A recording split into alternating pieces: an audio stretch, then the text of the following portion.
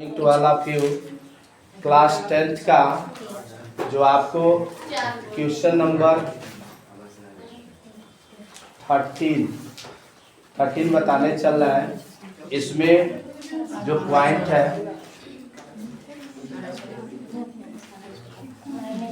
वह कौन कौन सा है? -2, और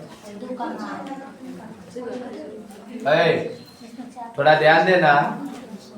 एक पॉइंट है ए बी है, ए बी रेखाखंड है। इसको कह रहा है कि 4 बराबर खंडों में क्या करना है? विभाजित करना।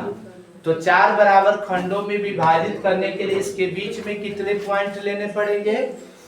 एक रेखा को जैसे एक लकड़ी है और उसको 4 बराबर टुकड़ों में बांटना हो तो बीच में कितने जगह काटना पड़ेगा? 3 जगह। कितने? 3। तो मान लीजिए एक जगह एक काटा गया, 2 और 1, 3 हो गया।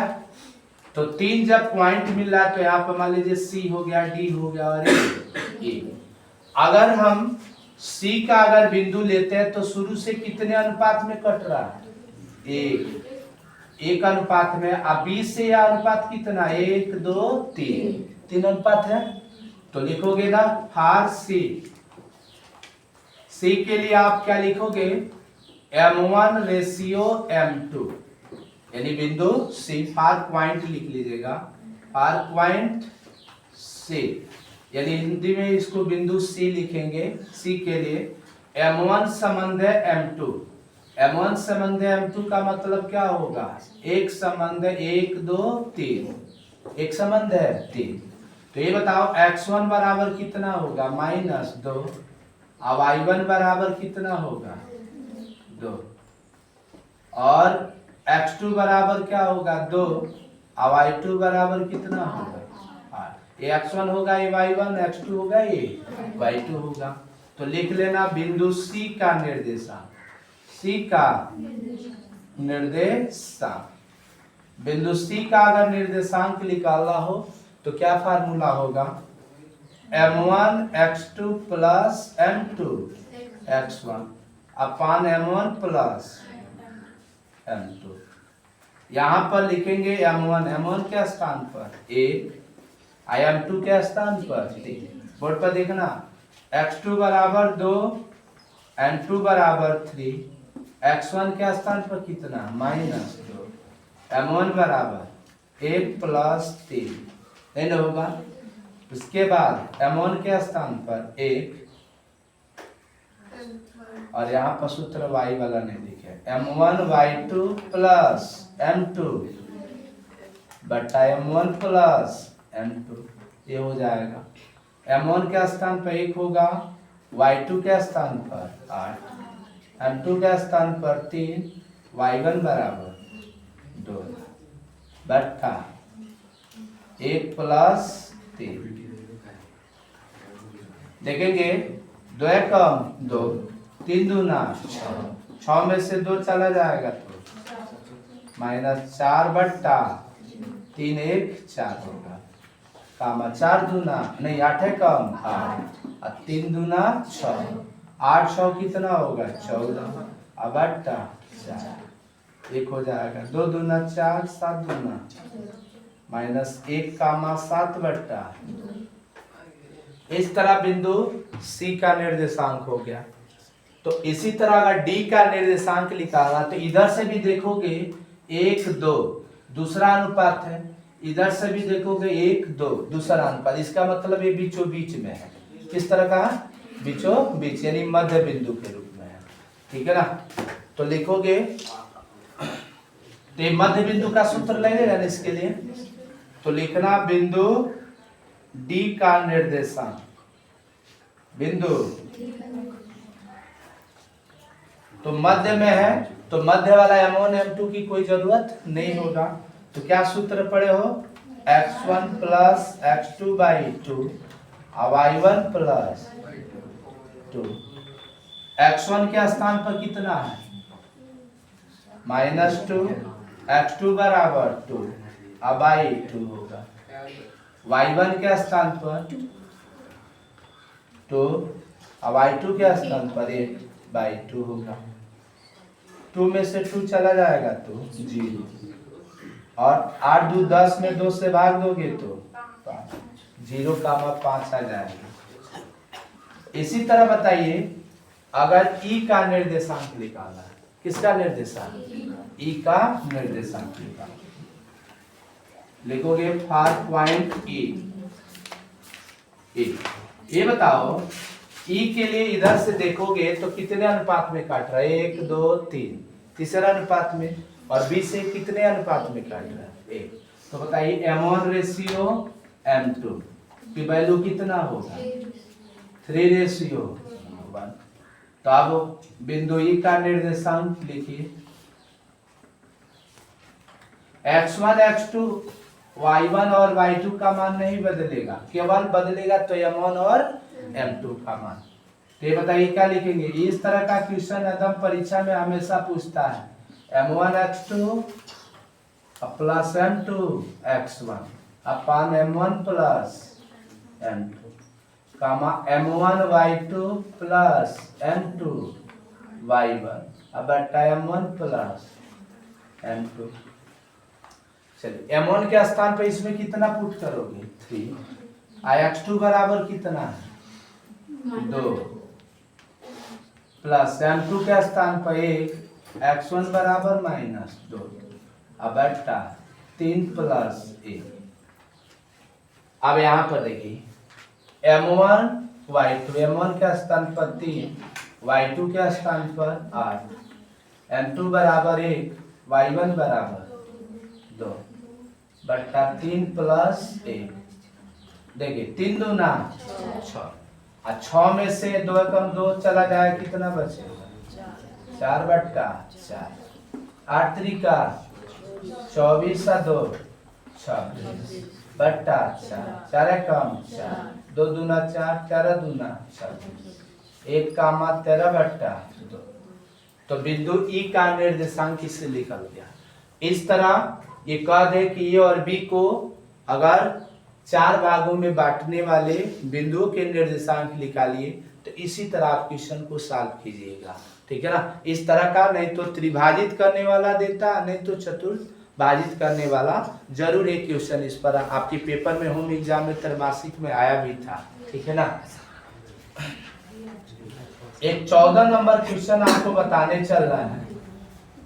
एक क्वेश्चन है, एक समचतुर्भुज का क्षेत्रफल ज्ञात कीजिए जिसके शीर्षों का निर्देशांक 3,0 और 4,-5 है, 4,5, और तीसरे का निर्देशांक -1,4 है और -2,-1 है। तो कह रहा है समचतुर्भुज का क्षेत्रफल ज्ञात कीजिए। तो समचतुर्भुज आप देखे होंगे, बर्फी देखे होंगे, बर्फी कट होता है इस तरह का, तिरछा बर्फी कट होता है। इसके शीर्षों के निर्देशांक है ए बी सी और डी। इसका जो निर्देशांक वैल्यू है 3,0 है, दूसरे का निर्देशांक है 4,5 है, और सी का जो निर्देशांक है -1,4 है, और डी का जो निर्देशांक है -2,-1 है। इसका क्षेत्रफल निकालने का तरीका है, आपको अगले एक्सरसाइज में इसी में पढ़ना है।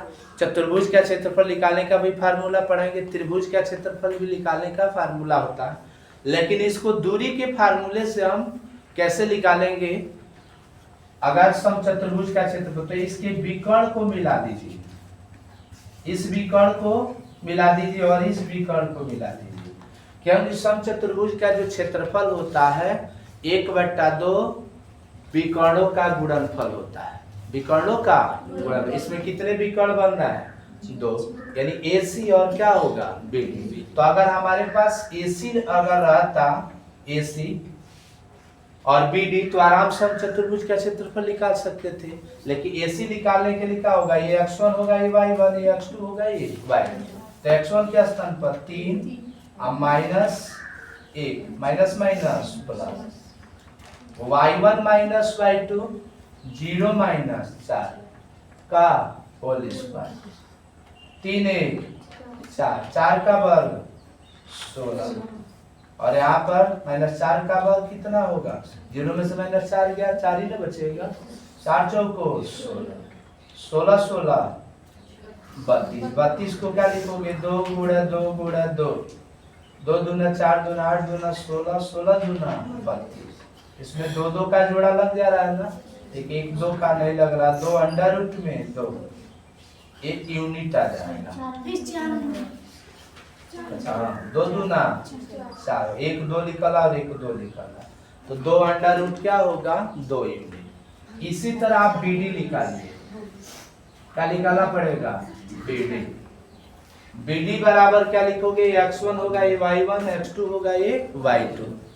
x1 के स्थान पर 4, अब माइनस माइनस क्या होगा? प्लस, 2 का whole square plus y1 minus y2, 5 minus minus एक प्लस का होल स्क्वायर, ये होगा 4 2 6, 6 का वर्ग 5 1 6, 6 के 36 प्लस 36, 36 36 72, तो 2 गुणे 72 को हम 36 लिख सकते हैं, बोलो। तो 36 का वर्गमूल कितना होता है? 6 अंडर रूट में 36 का वर्गमूल 6 होगा, लेकिन 2 का वर्गमूल नहीं लिख लेगा, तो 6 अंडर रूट 2 यूनिट आ गया। अब पूछा इसका एरिया, तो एरिया आप स्क्वायर, यानी ये इसको कहते हैं रोम्बस, रोम्बस इंग्लिश में कहते हैं और हिंदी में समचतुर्भुज कहते हैं। तो लिखोगे समचतुर्भुज ABCD का क्षेत्रफल, ABCD का क्षेत्रफल को ए से प्रदर्शित करते हैं। सूत्र होता है 1/2 विकर्णों का गुणनफल। विकर्ण कौन है इसमें? AC × BD।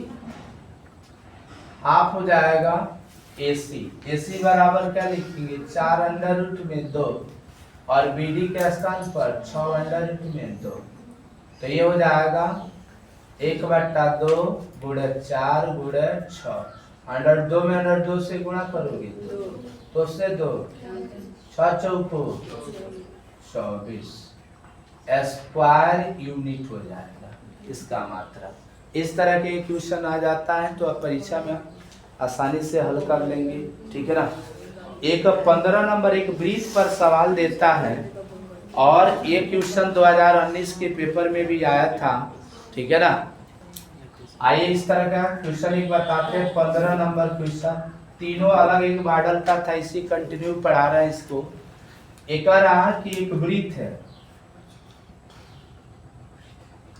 एक वृत्त के सिरों का, एक वृत्त के ये व्यास है, केंद्र से होकर जाने वाली सबसे लंबी जीवा को वृत्त का क्या कहते हैं? व्यास कहते हैं। और कह रहा है इसमें एक बिंदु A के निर्देशांक ज्ञात करना है, A का निर्देशांक निकालना है। यदि करा कि उसके केंद्र का निर्देशांक, इसके केंद्र मान लीजिए C है, इसका जो निर्देशांक है वह 2, -3 दिया है और B का निर्देशांक दे दिया आपका 1, 4 है। तो कह रहा कि दूसरे सिरे का निर्देशांक बताइए। तो मान लो A सिरे का निर्देशांक x1 का मान y1 और केंद्र इसका AB का मध्य बिंदु न होगा, केंद्र उसका AB का क्या होगा? मध्य बिंदु होगा। तो इसका मतलब x होगा, ये y होगा। तो A का निर्देशांक आपको पूछा है, तो इसमें x बराबर क्या लिखोगे? 2, अब y बराबर 3। तो सूत्र क्या होगा? मध्य बिंदु के लिए आप सूत्र पढ़े, x बराबर क्या लिखोगे? x1 + x2/2 = 2। इफ लिख दीजिएगा यदि x1 बराबर तो x1 है ही है और इसमें x2 के स्थान पर कितना है? 1, अब 2 बराबर x का मान दिया है 2, ये भाग में इधर आएगा तो x1 + 1 बराबर 2 दूना 4, तो x1 बराबर हो गया 4 में से 1 चला जाएगा तो 3। इफ यदि मान लिया जाए y बराबर -3, तो y बराबर क्या सूत्र पड़े? y1 + y2 / 2 बराबर -3। y1 तो निकालना है, y2 का मान दिया 4 / 2 बराबर -3। तो y1 प्लस 4 बराबर 3 दूना 6। तो y1 बराबर इधर आ जाएगा -6 -4 -10। यानी x1 का मान निकल गया और y1 का मान निकल गया। तो आपसे पूछा है बिंदु ए का निर्देशांक, बिंदु ए का निर्देशांक क्या माने हो, x1 का मान y1। तो x1 बराबर कितना है 3, अब y1 बराबर कितना है, यही आपका आंसर है। ठीक है ना। इस पर आधारित अगर क्वेश्चन आपके बोर्ड एग्जाम में, ये तीनों जो क्वेश्चन आज आपको बताया है, ये तीनों क्वेश्चन बहुत ज़्यादा बोर्ड एग्जाम में आने वाला रहता है। अगर ये वीडियो आपको अच्छी लगी हो तो कृपया इसे लाइक करें, चैनल को सब्सक्राइब करें और ज़्यादा से ज़्यादा अपने ग्रुप में शेयर करें। Thank you for watching.